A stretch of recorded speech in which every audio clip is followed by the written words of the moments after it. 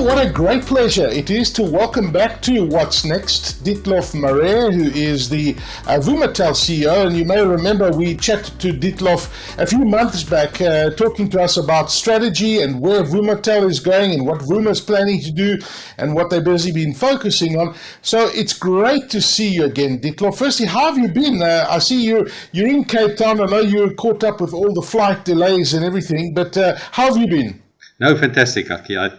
I think busy, like I think everybody. I think this year kicked off at a tremendous speed. So really busy, but I think good. I think I see the momentum. I really think the economy is coming up again. So honestly, from a business point of view, personal point of view, fantastic. Super excited about the future. I think we're doing big things, and I think South Africa is doing big things. If you look at the spectrum and all the things happening. No, look, it's very, very exciting times. And I mean, I just glanced back just a few years ago, how excited I was when I saw those, the pink labeling on the side of the road where Vuma was laying fiber and people were really excited. And, you seem to have covered a large area. I think most of the big city areas and the metros are really covered by Vuma. Last time we spoke, you had a very ambitious plan of, focusing and covering and rolling out more fiber in the different networks. So where are you with rolling fiber in the future? Because you have covered lots and lots of areas. I don't know, how many kilometers has Vuma covered already? Well, we're over 30,000 kilometers, but I think we're nearly covering, we're close to 1.5 million homes. So if you think about it, 1.5 million homes covered, and I think it's not going to stop there. Okay, I think we're gonna even push into the 2 million type of homes that we can cover, but the makeup and obviously the demographics changed a little bit. Where we covered, mostly the high LSM, the Parkhursts, the big metros. I think what we're seeing is we're going a little bit into the more underserved areas, and I think that's where the big things are happening, and I think that's what's exciting. So that's what's so exciting, and what excites me is we're touching now the underserved areas where I think connectivity is absolutely crucial. If you talk digital divide, you think of digital divide.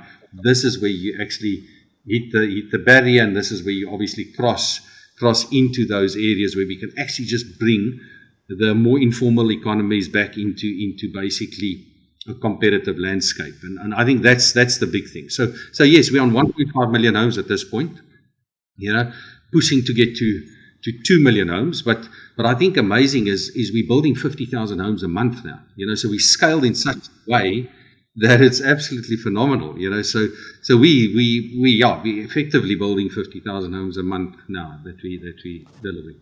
That's absolutely fantastic to hear, Dietlof. And, it's incredible when, over the last 2 years, I've hosted numerous, online discussions with various people. And it's incredible when you look at how our lives have been displaced, right? Working remotely, doing your school remotely, varsity remotely.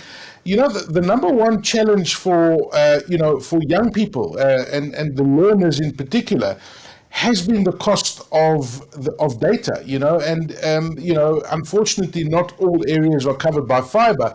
So this is music to my ears that you're going to be touching on those underserved areas, and it's just such a massive market, and it's such a game changer, not only to people's lives that are going to be using fiber, but just it's just going to add this economic impetus. So really, really exciting. Well, what's been the key to continue hitting the fiber rollout targets and really making sure that more homes are covered, Dietlof? Yeah, I think it's always lucky. Like I said the previous time, it's we're lucky in a way that we've got access to capital. I think it starts with access to capital, and that's the first thing. That enables us to actually do these things, and honestly, we're lucky in a way because we've got very strong shareholders behind us, so we got people that actually believe in the cause, believe in what we do, but they also got the financial structures behind them to actually make us achieve what we want, So I really think if you look at it, I mean, you look at penetration. I mean, let's say there's 16.8 million homes in South Africa. There's about 3.6 million homes covered at this point. So we're sitting on a 20% penetration rate, and I think that for me that's the positive. I used to work in emerging markets and developing markets. And I think that excites me because we got this runway of of unpenetrated homes that we can actually get to. And I think that's the key thing. And we have to get solutions, technology solutions that's cost efficient, that actually can get you to a return on investment quickly, that makes sense to actually deploy fiber in these areas. And I think that's the key thing. And I think that's your technology and how you change technology and how you look at different scenarios of entering these areas. I think that excites us. So basically just coming from a structured, just an infrastructure company to a little bit more of a structured technology company, that's I think where we're moving towards. And that's why I think, and that's where we're moving into these areas. And if you look at it, we were one of the first countries in the world, companies in the world to launch prepaid. And suddenly with prepaid, you look at your credit risk, you look at collections, and suddenly an area opens up.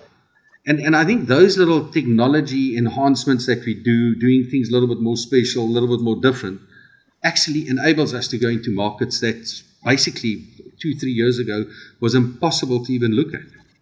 And I think that excites me. But if you look at it, to answer you, 20% penetration, we have to get to the 16 million homes. And I'm telling you, those homes differ a little bit, what they look like and household incomes per home. But it's still dwellings, it's still homes. You've got families living there. And for South Africa to stay competitive with the rest of the world, and I think that's the challenge, not just to stay competitive within the Africa context, but to stay competitive with the rest of the world. Connectivity is critical in abundance. No, absolutely. No, there's no doubt about that. And this is the big focus that's across the continent. Wherever you go, it's all about fiber rollout. 5G is one thing, it's great, but you've got to get fiber into the ground. And you mentioned how capital intensive fiber is. When you compare it to the first bit of trunking you did in the Parkhurst area, and over the years, has the cost of laying the fiber dropped or has it increased? No, it's dropped. So the way we're doing it, if you look at it, yes, obviously there's a few things that drive the cost up. If your home front is 40 meters, it's obviously going to cost you a little bit more than a 10-meter house in say, for instance, Mitchell's Plain. But what we've done is, we've looked at the overhead solutions. We've got different ways of rolling out the fiber. And if you look at it really, the cost to cover a home came down from about 14,000 to very close to 3,000 at this point. So we've absolutely tweaked technologies without giving an inferior quality. The quality, it's a dedicated fiber into that house, but we're just totally doing it differently. We do using where we can overheads, and I think that's where a lot of people must understand that the overhead deployment is also a deployment that makes much more sense in underserved areas or people previously disadvantaged areas. So really, I believe that through different models and through different technologies and tweaking it a bit, constantly looking at the solution, does bring the cost down. And you have to bring the cost down. Otherwise, obviously, it's a... You've got to. And you're 100% right. Going overhead into a densely populated area makes more sense, and it's more financial sense. But you've been making some very interesting acquisitions. Recently, you acquired Herotel. How's Herotel going to bolster the Vumatel stable? Okay, listen, like I mentioned, it's a non-controlling stake in Herotel, so we can't really influence anything in Herotel.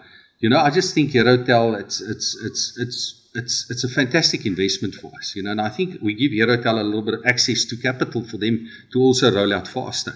They're looking at markets where we never played in, the secondary markets, the smaller metros outside the main metros in South Africa. And I honestly think they've done an amazing job, with putting that whole thing together by consolidating all the WISPs and then obviously taking a wireless type of a network and putting fiber in, and then obviously doing a hybrid solution between the fixed wireless and then the fiber. So really, I think our value there will definitely be stronger shareholders, driving the investment, getting the penetration done. And I think that's the role we're going to play. So really, we're not controlling it. We can't control anything at this point. We can't really influence it.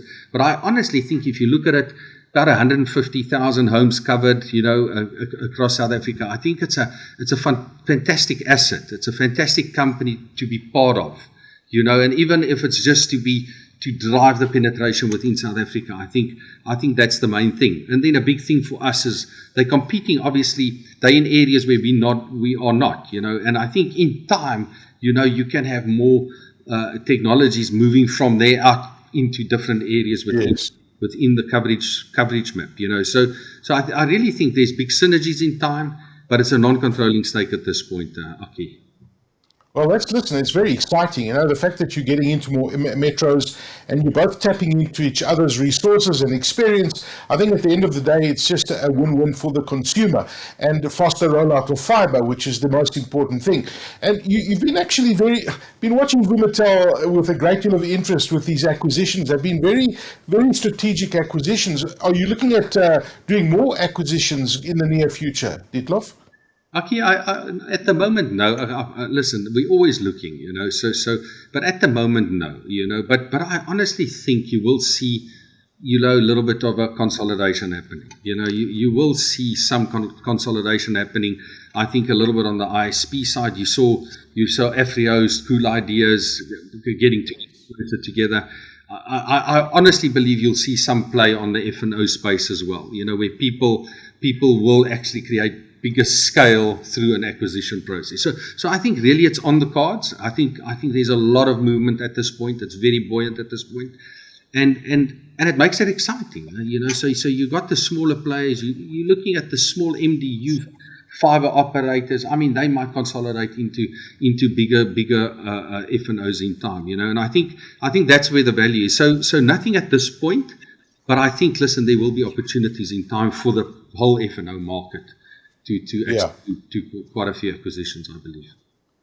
Yeah, that's fantastic. I mean, and there's lots of capacity, right, in the network. I mean, there's more undersea cables coming on board. So there is enough capacity, more than enough capacity to reach the targets that you're talking about. And your plans for 2022, you did touch on getting to more of those customers in the areas that were not served in the past. What's going to be the aggressive play this year for Vumatel? Listen, I still think it's we got access to capital. We want to roll out. I think that's the key thing. And I think you're looking at the penetration figures I gave you a bit earlier on. That's the opportunity for us. So we're looking at building the next 500,000 homes. So I would love to see that the team keep on pushing the 50,000, 60,000 homes a month delivery. So that's what I would love to see. It becomes a little bit more difficult because what you're seeing is your big pockets of coverage areas are drying up a little bit. So you've got more, smaller little areas, which makes it a little bit more difficult to get scale into those communities in areas. But I would love to see that we push the next 500 very hard, and then drive connectivity. To say, listen, what do we give on top of this? And I think there's a lot of value adds that will come on top of this at the end of the day. Just interesting fact is we're seeing that the average household is using 450 gig on a fiber lines at this point. It's only and this is the beginning. So we're looking at we saw this huge increase over COVID coming onto the networks, and it never stopped. It just actually continues. So you're looking at basically active Ethernet networks, GPON networks, outreach networks. It's just absolutely increasing like you can't believe. And if you think of it, I mean, 2 years ago, it wasn't 450 gigs household usage, Yeah. And that tells you this abundance usage that drive people. It's a utility. It's you open the tap and the water has to flow effectively. And this I think the value add that we can bring through a dedicated fiber solution. And I think this is what's going to make us really compete and stay in touch with the rest of the world. I honestly believe it. That's obviously why I'm so excited, because I honestly think we've got the opportunity to really put South Africa on the front foot on this. And Dietlof, you took me by surprise there when you said about the amount of data that the average household uses now. I mean, there's just this hunger for data. So 450 gigs, it's a lot of data. But when you think about it, if you've got a household of 4 people and you've got a few digital services running, you're doing online, working, etc., it's very, very possible. And even if you look at the speeds, 200 meg speeds, were pretty high. Now we're talking about gigabit connections. Is there a big uptake for that? I think that's the big thing coming. At this point, people, I mean, the entry point, I think, is moving quickly to an average entry point of 50 meg. But I honestly believe before we can blink, I mean, it's going to be a 100 meg, 200 meg service. So I think 3-4 years down the line, I think that's where the gigs will come in, even your newer technologies on top of it, because that's what you're seeing is everything is connected today. You only think there's 3, 5, 6 devices in your home connected, and then you really go look and there's 15 devices connected to your house, And honestly, I think at the end of the day, that will be the play. You will have, and this is where the abundance come in. It's just absolutely unlimited, unrestricted, unshaped type of services that comes into the house. And I think that's the future. And I think that's where, if you look at convergence in time, that's where it's happening. That's where the mobile convergence happen, And you can look at it in Europe, you look at it in the US, everywhere in the world. And that's the big thing. You've got this massive data usage on the one side and services on the other side, and connectivity always being connected on the other side. And I think that's the challenge, is to say, listen, how do we actually make sure that the services can get to the 100 megs, 200 gig services, and how do we actually just get it to be a utility within the house? I think that's the critical thing in time. Listen, I mean, I love tapping into your mind and talking about these things, because it excites me as much as you excited about the connectivity and getting people on. Certainly from a Vumatel point of view, I mean, Vuma have been pioneers when it comes to fiber in the country. You've been in the industry for a long time. There's lots of competition. Competition is good. I think it really pushes us all, and we've got massive targets to reach. But looking at yourself, at Vuma and Dietlof himself, I mean, where do you think the focus should be when it comes to the South Africa fiber landscape? Where should the focus be? What do we all need to do to get to the targets that you've been talking about? For me, it's clear, and a lot of people will disagree with me, but for me, it's super clear. Okay, it's like having mobile. You got a scarce resource, which is obviously your spectrum. If you look at us, it's absolutely the capital. It's how do you put capital in the ground, and it's massive amounts of capital that you have to put into the ground. But for me, the key thing is that we have to spend capital in a clever way. So what we're seeing in South Africa is overbuild happening. So we're sitting in a very low penetrated type of market, 20, you can say maybe 25%. 3.5 million homes covered. Of that, in those homes, 500,000 are overbuilt. So suddenly the scales and economics don't make sense. So I think if you want to get to a penetration that makes sense, get to 12, 15 million homes covered, we should be very clever in allocating capital. And that means building places where you don't have 3-4 players building.